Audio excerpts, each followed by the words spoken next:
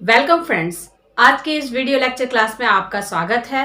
और आज हम लोग बीएससी सेकेंड ईयर के फर्स्ट पेपर के सिलेबस में, जिसमें एक खास स्पेशल टॉपिक है जिसको हम लोग न्यूटनी और पैडोजेनेसिस से जानते हैं। तो न्यूटनी और पैडोजेनेसिस में बहुत ही अंतर है, लेकिन अक्सर क्या सोचते हैं स्टूडेंट, सोचते हैं कि न्यूटनी और पैडोजेनेसिस एक दूसरे का सिनोनिम्स है, मतलब पर्यायवाची है। तो अगर इसके बारे में पूरा जानना हो कि न्यूटनी या पैडोजेनेसिस क्या है, तो पूरे वीडियो में आप लगातार बने रहें। और मेरे चैनल को सब्सक्राइब नहीं किया है तो प्लीज मेरे चैनल को सब्सक्राइब कीजिए। तो आज के इस वीडियो लेक्चर क्लास में हम लोग एक्सोलॉटल लार्वा के बारे में भी पढ़ेंगे। एक्सोलॉटल लार्वा टाइगर सैलमेंडर का लार्वा है जो कुछ ऐसे फैक्टर्स की वजह से, ये फैक्टर्स अदरवाइज इन्वायरमेंटल फैक्टर हो सकते हैं, इंट्रिंसिक फैक्टर हो सकते हैं, एक्सट्रिंसिक फैक्टर होते हैं, जिसकी वजह से क्या होता है, ये डेवलप या मेटामॉर्फोसिस नहीं होता है एडल्ट में और मैच्योर हो जाता है, सेक्सुअली मैच्योर हो जाता है, मैट करता है और फर्टिलाइज एग को क्या करता है, ले करता है। तो ये बहुत ही इंटरेस्टिंग चीज है जिसमें ऐसा एनिमल्स के बारे में हम लोग जानेंगे जो आपका पैडोजेनेसिस और न्यूटनी दोनों के फिनोमिनॉन को रखता है। तो हम लोग पहले, सबसे इंपॉर्टेंट थिंग ये है कि सबसे पहले हम लोग ये जाने कि न्यूटनी या पैडोजेनेसिस क्या है। तो आज इस टॉपिक में हम लोग यही सब स्टडी करेंगे। तो न्यूटनी के बारे में अगर हम बात करें कि न्यूटनी और पैडोजेनेसिस में क्या अंतर है, तो most thing the two term neoteny and paedogenesis is not a synonyms. ये सिनोनिम्स नहीं है। क्यों? Because different evolutionary development process, क्योंकि दोनों में प्रोसीजर जो है डेवलपमेंट का, विकास का, ये अलग अलग होता है। तो अगर हम न्यूटनी की बात करें तो न्यूटनी क्या होता है, रिटेंशन ऑफ ए लार्वल, या आप दूसरे भाषा में बोल सकते हैं रिटेंशन ऑफ लार्वर और एम्ब्रियोनिक ट्रेट इन एडल्ट बॉडी। ठीक है, यानी अपने लार्वल कैरेक्टर को या एम्ब्रियोनिक कैरेक्टर को एडल्ट तक रखने की प्रोसीजर को हम लोग क्या कहेंगे, न्यूटनी। बहुत ही इंपॉर्टेंट लेक्चर है क्योंकि एग्जाम में अक्सर ये लिखने के लिए आता है कि व्हाट इज न्यूटनी और पैडोजेनेसिस और डिस्क्राइब इट्स फैक्टर्स। ठीक है, तो बहुत सारे एग्जाम्पल है, यानी रिटेंशन यानी रखना लार्वर कैरेक्टर को। नॉर्मली हम लोग जानते हैं कि मेटामॉर्फोसिस, लार्वा क्या होता है, एडल्ट में जाने से क्या होता है, इस प्रोसेस को हम क्या कहते हैं, मेटामॉर्फोसिस। और लार्वर कैरेक्टर क्या होता है, डिजनरेट हो जाता है और वो एडल्ट में चेंज हो जाता है। लेकिन हमारे पास कुछ ऐसे यूरोडेल्स लार्वा है जिसमें एक एग्जाम्पल एक्सोलॉटल लार्वा का है जो क्या करता है, बोथ फिनोमिनन को एग्जिबिट करता है। तो ये क्या करता है, अपने लार्वल कैरेक्टर को क्या करता है, लार्वल कैरेक्टर को एडल्ट तक रखता है। तो इसी के बारे में हम लोग जानेंगे। तो रिटेंशन ऑफ लार्वल और एम्ब्रियोनिक ट्रेट इन एडल्ट, तो बहुत सारे एग्जांपल है जिसमें एक एग्जांपल जैसे आप बता सकते हैं एम्ब्रियोनिक कार्टिलेजिनस स्केलेटन। जितने भी कॉन्ड्रोकाइथस यानी जिसमें कार्टिलेजिनस स्ट्रक्चर, बोन्स, स्केलेटन किसका बना हो, कार्टिलेजिनस का। तो बहुत सारे एम्ब्रियोनिक कार्टिलेजिनस स्केलेटन जिसमें पाए जाते हैं जैसे कॉन्ड्रोकाइथस फिशेज में, तो ये भी क्या है, न्यूटनी का एक एग्जांपल। और आप नॉर्मली जानते हैं कि एक्सटर्नल गिल यानी appearance of external Gill in salamander is also the larval character, और इसी कैरेक्टर को ये रखता है एक्सोलॉटल लार्वा जो टाइगर सैलामेंडर का लार्वा है, जिसको हम एम्बाइस्टोमा भी कहते हैं। ठीक है, तो ये न्यूटनी हुआ, यानी लार्वा कैरेक्टर को एडल्ट तक रखने के फिनोमिनन को। और अगर पैडोजेनेसिस की बात करें तो पैडोजेनेसिस, इससे पहले वाली वीडियो में हमने अपने प्लेलिस्ट अगर आप चाहे तो देख सकते हैं कि मैंने बताया है कि फैसियोला हिपैटिका का एग्जांपल बताया है। नॉर्मल भाषा में कहें कि लार्वा के अंदर लार्वा, क्योंकि उस लार्वा के क्या था, इनसाइड क्या था, जर्म सेल थे जो फर्दर नेक्स्ट जनरेशन का लार्वा को प्रोड्यूस कर रहा था। यानी इमेच्योर कंडीशन में ही वो क्या हो रहा है, क्या कर रहा है, सेक्सुअली मैच्योर हो जा रहा है, यानी मतलब वो क्या कर रहा है, प्रोड्यूस कर रहा है यंग वंस या मैच्योर। तो लार्वा को प्रोड्यूस कर रहा है नेक्स्ट जनरेशन की। तो इस फिनोमिनन को सिंपल भाषा में हम क्या कहेंगे, पैडोजेनेसिस। और लार्वल कैरेक्टर को रखने, एडल्ट तक रखने के प्रोसीजर को हम क्या कह रहे हैं, यानी लार्वा है, लार्वल कैरेक्टर है और वो सेक्सुअली मैच्योर हो जा रहा और वो क्या कर रहा, मेट कर रहा और एग को रिप्रोड्यूस कर रहा है। तो इस कैरेक्टर को हम क्या कहेंगे, न्यूटनी। और पेडोजेनेसिस क्या है कि लार्वा ही है, लेकिन वो क्या कर रहा है, नॉर्मली सेक्स क्या कर रहा है, मैच्योर होने के बाद नेक्स्ट जनरेशन प्रोड्यूस कर रहा है। तो इस प्रोसीजर को हम क्या कहेंगे, पेडोजेनेसिस। तो एक्सोलोटर एक ऐसा एग्जाम्पल है जो क्या कर रहा है, फर्दर दोनों फिनोमिनन को रख रहा है। तो ये बहुत ही इंपॉर्टेंट चीज है, लाइफ टाइम के हर कंपटीशन में ये बहुत ही इंपॉर्टेंट होता है। तो development of gonads and production of young ones by and otherwise larval, ठीक है, लार्वल या प्री एडल्ट या इमेच्योर कंडीशन, यानी क्या कर रहा है, डेवलपमेंट ऑफ गोनाड्स, गोनाड का डेवलपमेंट और प्रोडक्शन कर रहा है यंग वंस, किस कंडीशन में, लार्वल कंडीशन में ही, या प्री एडल्ट कंडीशन या इमेच्योर कंडीशन। तो यही प्रोसीजर क्या हुआ, पेडोजेनेसिस, यानी खुद ही वो इमेच्योर है लेकिन क्या हो रहा है, डेवलपमेंट ऑफ गोनाड्स कर रहा है, ठीक है। तो इसका बहुत ही इंपॉर्टेंट एग्जांपल जैसे फैसियोला हिपैटिका, जिसको आप लीवर फ्लू कह सकते हो, और टाइगर सैलामेंडर का एक्सोलॉटल लार्वा, तो ये एग्जांपल है ही। और एक और होता है जिसको हम कहते हैं गॉल फ्लाई। तो सबसे इंपॉर्टेंट चीज याद रखिएगा, जिसको हम एकदम याद रख लीजिए, नोट्स जिसको बोलेंगे, यानी does neoteny explain retention of larval, क्या कर रहा है, रिटेंशन ऑफ लार्वल और embryonic feature in adult body, यानी लार्वल क्या कर रहा है, रिटेंशन ऑफ लार्वल कैरेक्टर को रख रहा है एडल्ट बॉडी में, और साथ ही साथ वेयर एज पेडोजेनेसिस क्या करता है, स्ट्रेस करता है प्रिकॉशियस डेवलपमेंट, यानी ज्यादा से ज्यादा क्या सेक्सुअली, यानी मतलब डेवलपमेंट ऑफ गोनाड जिसको बोलोगे, यानी precocious development of gonad in larval body, यानी लार्वल बॉडी में ही क्या हो रहा है, गोनाड्स का डेवलपमेंट। तो ये प्रोसीजर क्या हुआ, पेडोजेनेसिस। तो हम इसका एग्जाम्पल किसमें देखेंगे, एक्सोलॉटल लार्वा में। तो हम एक्सोलॉटल लार्वा में इसके एग्जाम्पल को देख लेते हैं, और एक्सोलॉटल लार्वा का स्ट्रक्चर कैसा है इसको भी देखते हैं।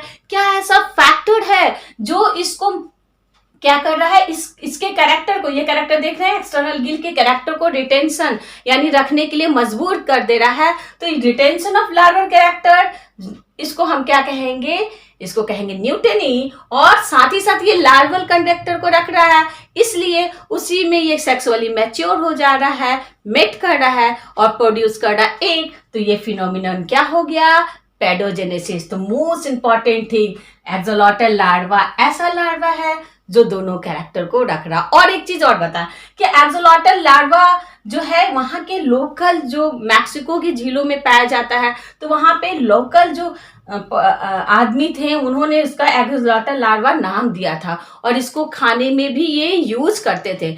लेकिन बहुत सारे ऐसे फैक्टर हैं जो एक्सोलॉटल लार्वा आपका फर्दर टाइगर सैलामेंडर में भी चेंज हो जाता है। तो हम एक्सोलॉटल लार्वा को देख लेते हैं कि एक्सोलॉटल लार्वा कैसा है। तो एक्सोलॉटल लार्वा देखिए क्या है, body is divisible into a head, trunk and tail, और tail with caudal fin. Fore limb present है इसके पास, 5 और हाइंड लिम्ब प्रेजेंट है। फोर लिम्ब विथ डिजिट, देखिए 1 2 3 4 4 डिजिट है, इसके पास 5 डिजिट है। आईज है, हेड कंटेन कर रहा आई, नॉस्ट्रिल एंड माउथ, ये क्या है, नॉस्ट्रिल एंड माउथ। और सबसे इंपॉर्टेंट क्रिम्सन कलर का ये क्या है, एक्सटर्नल गिल, कितने गिल होंगे, 3 पेयर। तो ये आप देख सकते हैं ये क्या है, एक्सोलॉटल लार्वा, किसका लार्वा है, टाइगर सैलामेंडर का, जिसको हम क्या कहेंगे, एम्बिस्टोमा टिग्रिनम, ठीक है। तो इसके डिटेल, इसके क्लासिफिकेशन और इसके डिटेल्स के बारे में हम लोग जान ले रहे हैं। तो फाइलम क्या हुआ, ये फाइलम हुआ कॉर्डेट का, ठीक है। ग्रुप अगर बात करें तो क्रेनियाटा, ठीक है। सब phylum vertebrates, super class tetrapods, क्योंकि 4 पैरों पे चल सकता था। अगर सुपर क्लास की बात करें तो टेट्रापोड क्लास, एम्फीबियन ऑर्डर यूरेडेला या कॉर्डेटम, यानी क्या है, इसके पास पूंछ है, इसलिए इसको हम क्या कहें, यूरेडेला या कॉर्डेटम। Previously considered as a adult form and called Siredon, इसका पहला नाम क्या पड़ा, सिरेडोन पड़ा, ठीक है, क्योंकि ये एडल्ट फॉर्म माना जा रहा था एम्फीबियन का। लेटर ड्यू टू क्या है आपका larval character is found to be larva of Ambystoma, तो ये देखा गया कि लार्वल कैरेक्टर प्रेजेंट है, और इसको फिर बताया गया कि ये क्या है, लार्वा है एम्बाइस्टोमा का, ठीक है। Under certain factor the larva do not metamorphosis into the adult, retain their gill and aquatic habit but become sexually mature. यही मोस्ट इंपॉर्टेंट थिंग है कि क्या हुआ, कुछ सर्कमटेंसेस या कुछ फैक्टर की वजह से वो लार्वा क्या हुआ, मेटामॉर्फोसिस नहीं हुआ एडल्ट में और रिटेन किया अपने लार्वल कैरेक्टर को। इस लार्वल कैरेक्टर में क्या है, मोस्टली एक्सटर्नल जो गिल था और उसका एक्वेटिक हैबिट। तो और उसी कारण वो क्या हो गया, become sexually mature state with external gill is called axolotl larva. Some axolotl क्या है, brought to Paris in France और ये क्या किया, टेरेस्ट्रियल सैलमेंडर में चेंज हो गया, यानी अंडर कैप्टिविटी। मतलब ये देखा गया कि ऐसा नहीं है कि हमेशा क्या है आपका मेटामॉर्फोस नहीं होगा, ठीक है। सम ऐसे सर्कमटेंसेस और भी फैक्टर हो सकते हैं जिसकी वजह से क्या होगा, ये लार्वा एक्सोलॉटल लार्वा में नहीं रहेगा, ये किस में चेंज हो जाएगा, ये एडल्ट सैलमेंडर में चेंज हो जाएगा। Larva is perennial body measuring 27 centimetre in length divided into head, trunk and tail with caudal fin. Forelimb and hindlimb present है, मैंने पहले भी बता दिया है। It has 3 pair of external gill, याद रखिएगा 3 pair of external gill and 4 pair of open gill cleft, ठीक है। और head contain eye, nostril and mouth और it become sexually mature and ले एग। और इसी को हम क्या कहेंगे, इस प्रोसीजर या इस फिनोमिनन को हम क्या कहेंगे, न्यूटनी, यानी सेक्सुअली मैच्योर। लार्वल कंडीशन नहीं है लेकिन क्या हो गया, सेक्सुअली मैच्योर हो गया, इसी फिनोमिनन को हम न्यूटनी कहते हैं। और इन कैप्टिविटी मेटामॉर्फोस इनटू एडल्ट, तो अगर हम इसमें कैप्टिविटी में रखें तो ये मेटामॉर्फोस हो जाता है एडल्ट में। तो हम देख लेते हैं कि व्हाट फैक्टर्स रिस्पॉन्सिबल, कौन सा ऐसा फैक्टर है जो इसको एडल्ट में चेंज नहीं होने देता है या एडल्ट में मेटामॉर्फोस होने देता है। फैक्टर अफेक्टिंग न्यूटनी, तो ये फैक्टर जो अफेक्ट करता है न्यूटनी, इसमें बहुत सारे फैक्टर हैं जैसे इन्वायरमेंटल फैक्टर, इंट्रिंसिक फैक्टर और एक्सट्रिंसिक फैक्टर। तो फैक्टर्स के बारे में देखते हैं। इन्वायरमेंटल फैक्टर, तो what the environment factor affect the neoteny procedure, यानी abundance of food, cold temperature, insufficient iodine, यानी जब थायरॉक्सिन हार्मोन्स की कमी हो तो ये क्या करता है, may cause failure of metamorphosis, यानी मेटामॉर्फोसिस नहीं होने देता है और वो रिटेन करता अपने लार्वल कैरेक्टर को। Drying up swamp, lack of food and rise in temperature in surrounding water induce axolotl to metamorphosis. Just उसके ऑपोजिट, अगर ड्राइनेस कंडीशन हो, आपका पानी जो है कम हो जाए, फूड की कमी हो जाए, टेम्परेचर बढ़ जाए, जो कोल्ड था कूल था वो क्या हो गया, बढ़ जाए, तो उस कंडीशन में एक्सोलॉटल क्या होता है, मेटामॉर्फोस होगा एडल्ट में। Axolotl breed in Mexico and south western part of USA, ये तो हम लोग जान रहे हैं। बट व्हेन ट्रांसफर्ड, अगर हम इसको ट्रांसफर कर रहे हैं टू ईस्टर्न स्टेट और treated with experimentally with thyroxine, मतलब थायराइड स्टिमुलेटिंग हार्मोन से अगर हम इसको ट्रीट कर रहे हैं या इसको ट्रांसफर कर रहे हैं साउथ वेस्टर्न से, हम कहाँ पे कर रहे हैं, ईस्ट स्टेट तरफ में, तब उस कंडीशन में क्या होगा, दे लॉस देयर गिल्स, अपने गिल को लॉस करेगा और is assuming lungs and become air breathing native tiger salamander adult में ये चेंज हो जाएगा। तो some environmental factor not only responsible for neoteny among amphibians, other factor, ये अदर फैक्टर क्या है, इंट्रिंसिक और extrinsic factor are supposed for phenomenon of neoteny. तो बहुत ही आसान था कि सिर्फ इन्वायरमेंटल फैक्टर ही रिस्पॉन्सिबल नहीं है, सम इंट्रिंसिक और एक्सट्रिंसिक फैक्टर दोनों क्या है, रिस्पॉन्सिबल है न्यूटनी के प्रोसीजर के लिए। Some extrinsic factor responsible for the neoteny, ये क्या है, abundance of food and other favourable condition in aquatic life, coldness and deep water inhabit the secretion of thyroxine, इसको किसने कहा था, सल्फर्स ने।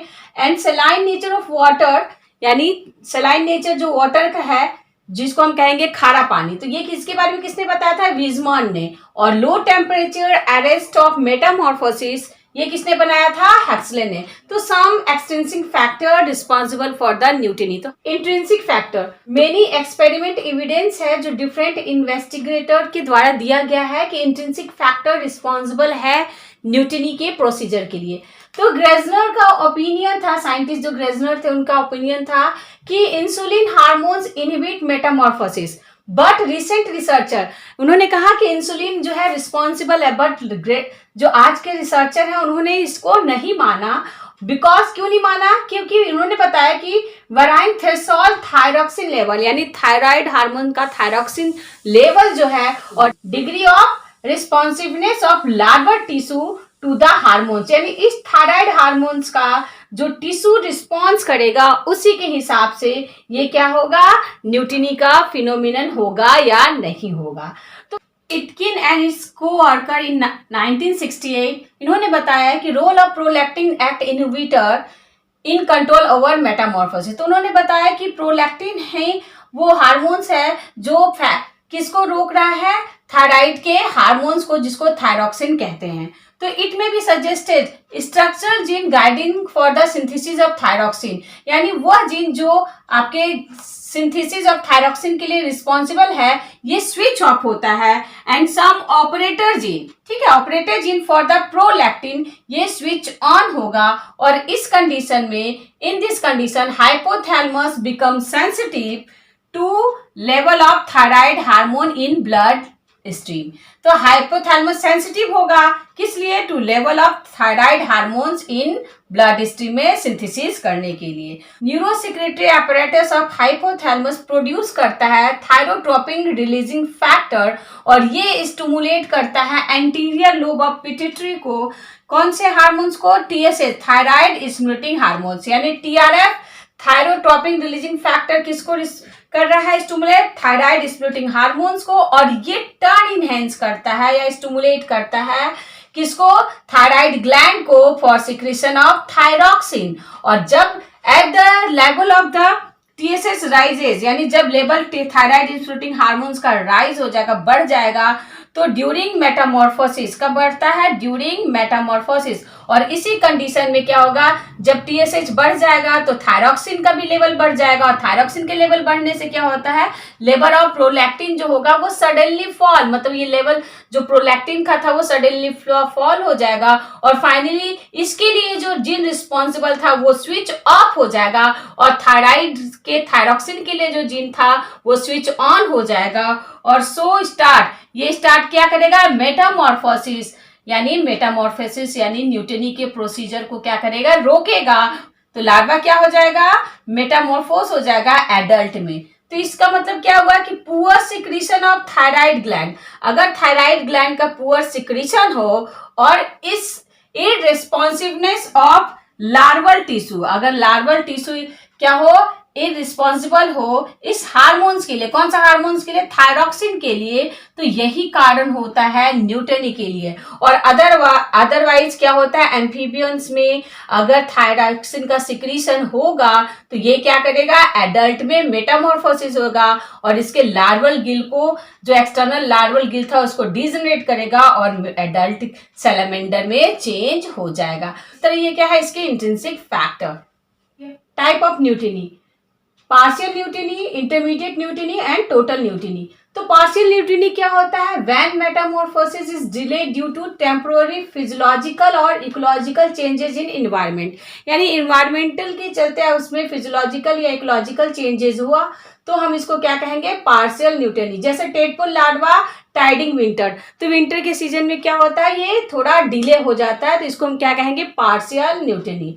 Intermediate mutiny is shown by axolotl which also reproduce sexually but undergo metamorphosis in suitable condition। और ये suitable condition क्या होता है, एक्सपेरिमेंटल हो सकता है, लेबोरेटरी एक्सपेरिमेंटल, और इसको अगर हम ट्रांसफर करें इंडिविजुअल को एक प्लेस से दूसरे प्लेस तक।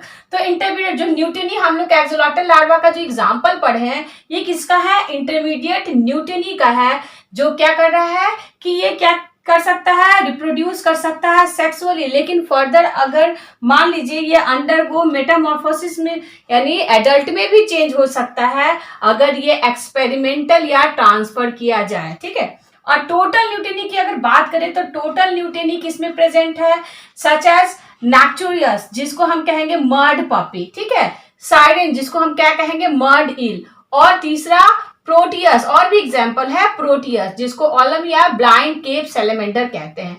तो इसमें क्या होता है, remains larval character throughout even treated with thyroxine, thyroxine से भी हम ट्रीट करेंगे तब भी वो क्या होगा, फेल टू मेटामॉर्फोसिस।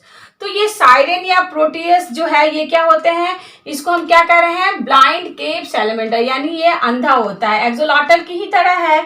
अगर हम इसकी फिगर बनाए तो सिंपली कैसा होगा, सेम उसी तरह की कंडीशन है आपके पास। ये देखिए अगर हम बनाए इसकी फिगर तो ये ऐसे ही रूडिमेंट्री आपका फोर लिम्ब और हाइंड लिम्ब होगा और अंधा, ठीक है, और 3 pair of external Gill, same उसी तरह, ठीक है, उसी तरह होता है, ठीक है। और रूडिमेंट्री इसका क्या होता है, लेग होता है, और ये क्या होगा, उसको दिखता नहीं है, और इसको इसीलिए ब्लाइंड केप सैलमेंडर की कहते हैं। तो ये किसकी तरह है, एक्सोलॉटल लार्वा की ही तरह है, लेकिन ये किसको एग्जिबिट करता है, टोटल न्यूटनी को। तो इस तरह अगर हम लोग सिग्निफिकेंस की बात करें तो विजमैन ने क्या बताया 1875 कि it is the case of retard evolution, यानी रिटार्ड इवोल्यूशन, या दूसरा हम क्या कह सकते हैं, प्रोसीजर, जिसको क्या कहेंगे, एटाविज्म। तो एटाविज्म क्या होता है, रिवर्सन ऑफ एंसिस्टर कैरेक्टर, यानी अपने एंसिस्टर कैरेक्टर को ये रिवाइज करता है। जैसे अचानक किसी ह्यूमन में फिर से पूंछ का होना, सुना होगा ऐसा, तो ये भी क्या हुआ है, एटाविज्म का एक एग्जाम्पल है। तो आई थिंक आपको ये लेक्चर पूरी तरह से समझ में आ गया होगा। तो इसमें आपने 2 चीज पढ़ा कि न्यूटनी या पैडोजेनेसिस क्या है, और एक्सोलॉटल लार्वा कैसे न्यूटनी के फिनोमिनन या पैडोजेनेसिस के फिनोमिनन को एग्जिबिट करता है। तो मिलते हैं हम अपने नेक्स्ट वीडियो में। Okay, thank you.